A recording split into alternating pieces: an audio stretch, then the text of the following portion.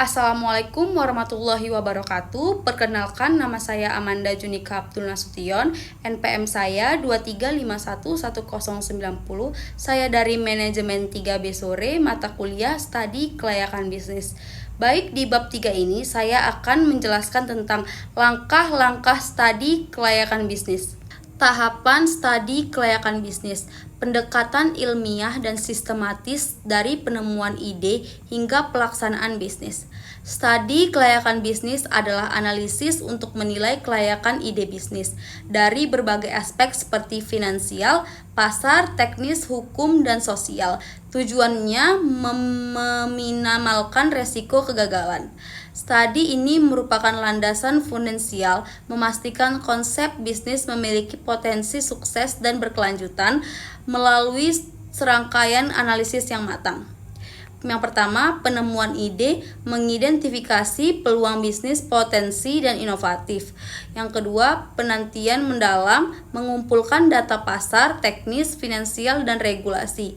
Yang ketiga, evaluasi komprehensif, menganalisis kelayakan dari berbagai aspek yang telah diteliti. Yang keempat, menentukan usulan terbaik, memilih opsi atau strategi bisnis yang paling optimal dan realistis. Yang keempat, perencanaan yang detail, menyusun perencana bisnis yang lengkap termasuk operasional dan keuangan. Dan yang terakhir, pelaksanaan bisnis, menginterpretasikan rencana yang telah disusun dan memantau progres. 1. Penemuan ide bisnis dan studi pendahuluan. Memilih ide potensial dan sesuai kemampuan. Inspirasi bisnis bisa datang dari mana saja, dari hobi, masalah sehari-hari, tren pasar. Ide adalah gagasan dasar untuk memulai usaha. Melakukan riset dan melihat tren, sesuaikan dengan hal yang disuka atau passion, perhatikan kebutuhan orang lain, observasi pasar dan eksperimen. Penelitian awal dengan metode ilmiah. Studi pendahuluan adalah tahap awal dalam penelitian, penting untuk mengumpulkan informasi dasar dan mengidentifikasi masalah. Mengamati langsung di lapangan, melakukan wawancara, mengidentifikasi masalah, dan mengumpulkan informasi awal. 2. Perancangan studi dan pengumpulan data. Merancang kerangka studi kelayakan. Penilaian objektif untuk mengetahui keunggulan, kelemahan, dan dampak proyek terhadap lingkungan, sumber daya, serta kelangsungan usaha.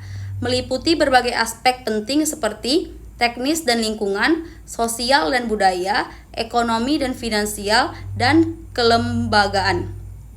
Teknik pengumpulan data yang relevan. Proses krusial dalam penelitian untuk memperoleh informasi akurat dan terpercaya, menjadi pondasi kuat untuk keputusan dan kesimpulan valid. Pemeliharaan teknik yang tepat penting untuk kelancaran penelitian, pengarahan yang jelas, dan jaminan relevansi serta akuntabilitas data yang terkumpul.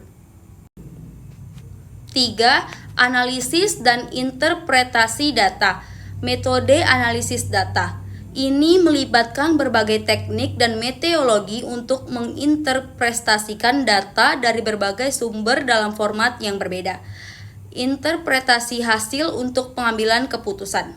Interpretasi data adalah proses memahami dan menganalisis data yang telah diolah untuk mendapatkan wawasan yang relevan. Yang pertama, membuat keputusan berbasis bukti, meningkatkan akurasi, mengoptimalkan sumber daya, mengidentifikasi peluang dan tantangan. Yang pertama, memahami pelanggan lebih baik, mengidentifikasi peluang bisnis, menghindari keputusan tidak teruji. Nah, kita sudah sampai di yang terakhir, yaitu kesimpulannya. Studi kelayakan adalah fondasi berkelanjutan bisnis. Ia memitigasi resiko, mengoptimalkan peluang, dan memastikan pertumbuhan jangka panjang yang stabil.